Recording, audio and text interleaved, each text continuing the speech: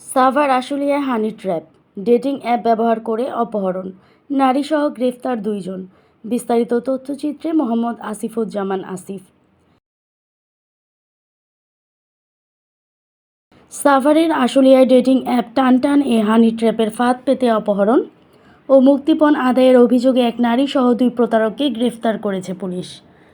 থেকেও ঢাকা জেলায় কোনো ক্রমেই পিছিয়ে নাই, অর্থাৎ বিভিন্ন অনলাইনের যে মিডিয়াগুলো রয়েছে সেগুলো ইউজ করে বিভিন্ন রকমের অপরাধে জড়িয়ে পড়ছে। তার মধ্যে আমরা আজকে নিয়ে যেটা কথা বলবো সেটা হলো একটা হানি ট্র্যাপ এর মাধ্যমে একটা মেয়ে তাকে ইউজ করে 4 জন ছেলে আরেকটা ছেলেকে যে হলো হানি ট্র্যাপের ফাঁদে পড়েছে তাকে সেই বিষয়ে এটা আছে যে সেই ছেলেটার নাম হলো গিয়াসউদ্দিন, তার বাড়ি হলো হরিরামপুর মানিকগঞ্জ, সে মিরপুরে থাকে এবং বাংলা কলেজের একজন স্টুডেন্ট, সাথে রাইড শেয়ারও করে থাকে।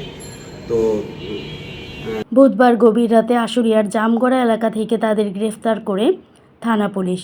বৃহস্পতিবার দুপুরে আশুলিয়া থানায় আয়োজিত সংবাদ সম্মেলনে এ তথ্য জানান সাভার সার্কেলের অতিরিক্ত পুলিশ সুপার শাহিনুর কবির। পুলিশ জানায়, ভুক্তভোগী পলাশ হোসেনের সঙ্গে টানটান অ্যাপে পরিচয় হয় সুমাইয়া জান্নাত ওরফে সুমি আক্তারের।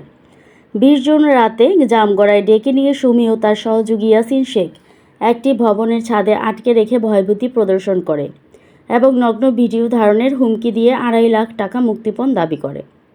এ সময় তার কাছ থেকে একটি মোটরসাইকেল, একটি আইফোন, এটিএম কার্ড ও নগদ টাকা নিয়ে পরদিন অজ্ঞাত স্থানে ফেলে পালিয়ে যায় অভিযুক্তরা। পরে স্থানীয়দের সহায়তায় উদ্ধার পেয়ে থানায় মামলা করেন ভুক্তভোগী। ঘটনার তদন্তে উন্নত প্রযুক্তির সহায়তায় পুলিশ অভিযান চালিয়ে অভিযুক্তদের গ্রেফতার করে এবং দুপুরে আদালতে পাঠায়।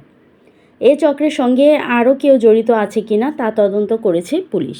তার নুড পিকচার তোলার চেষ্টা করে, তারপরে বিভিন্নভাবে ব্ল্যাকমেইল করে তাকে বলে যে তুমি 2.5 লক্ষ টাকা দাও, তাহলে তোমাকে আমরা ছেড়ে দেবো। এরকম করে নানানভাবে তাকে হয়রানি করতে থাকে।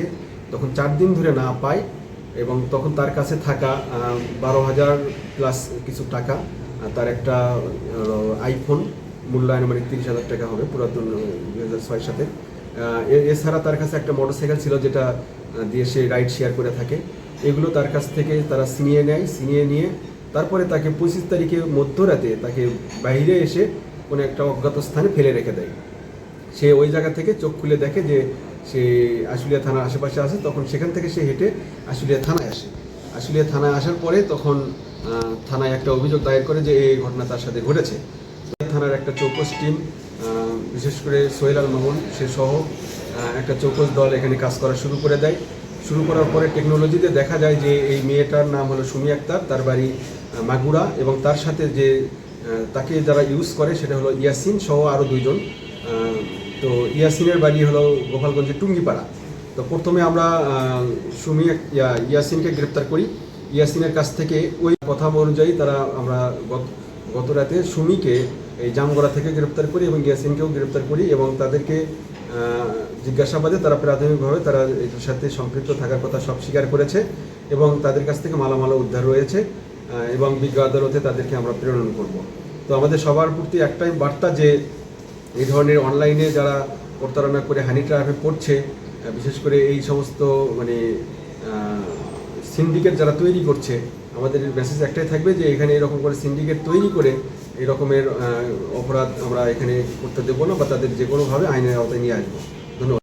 দৈনিক আজকের বাংলা .net